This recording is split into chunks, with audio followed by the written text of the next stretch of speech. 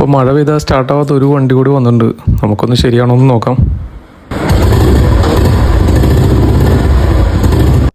Customer പറഞ്ഞത് ശരിയാണ്, മഴ പെയ്തില്ലെങ്കിൽ വണ്ടി സ്റ്റാർട്ടിങ്ങൊക്കെ ഓക്കെയാണ്. പക്ഷേ കസ്റ്റമർ പറയുന്ന കംപ്ലയിൻറ്റ് ഇതാണ്. കാരണം പെട്ടെന്ന് നമ്മൾ പോയി കഴിയുമ്പോൾ പെട്ടെന്ന് കാണും ഇപ്പോൾ മഴ സീസണാണല്ലോ, മഴ പെയ്ത് കഴിയുമ്പോൾ പെട്ടെന്ന് എവിടെയെങ്കിലും ഒന്ന് കയറി നിൽക്കേണ്ട ഒരു അവസ്ഥ വന്നാൽ പിന്നെ മഴ മാറി സ്റ്റാർട്ടാവില്ല.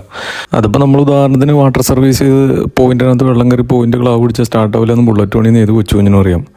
അതുപോലെ തന്നെ ബാക്കിയുള്ള ഇതൊന്നുമല്ല എൻ്റെ മേജർ കംപ്ലയിൻറ്റ്സ്. നമ്മുടെ കംപ്ലയിൻറ്റ്സ് മഴ പെയ്താൽ സ്റ്റാർട്ടാവില്ല. അപ്പോൾ അത് പോരല്ലോ.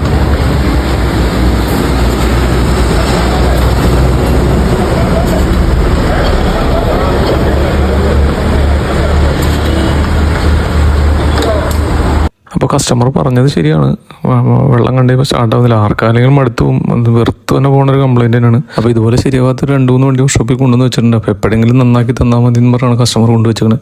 അപ്പോൾ ഇത് പ്ലാറ്റിനം പോയിൻ്റ് വെള്ളം കയറേണ്ടതല്ലെന്നും അല്ല എൻ്റെ ഒരു കംപ്ലയിൻറ്റ്. അപ്പോൾ ഞാനിത് പണിതിട്ട് നിങ്ങളെ പ്ലാറ്റിനം പോയിൻ്റ് വെള്ളം ഒഴിച്ച് കാണിക്കാം. അപ്പോൾ അതൊന്നും ഇതിനൊരു കംപ്ലയിൻ്റ് അല്ല. അപ്പോൾ ആദ്യ കാലങ്ങളിൽ ഇതിൻ്റെ സർവത്ര തവണ ഞാൻ മാറ്റി വെച്ച് നോക്കിയിട്ടുണ്ട്. പക്ഷേ അതിനകത്തൊന്നും ഇതിൻ്റെ കംപ്ലയിൻറ്റ് മാറിയില്ല.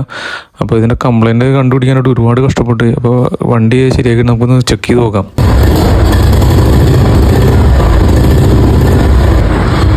പോയിന്റിനകത്ത് വരെ വെള്ളം ഒഴിച്ച് നോക്കി, എന്നിട്ടാണ് നമ്മൾ കസ്റ്റമർ കൊടുത്തോട്ടത്. ഓക്കെ, മാത്രം മതി.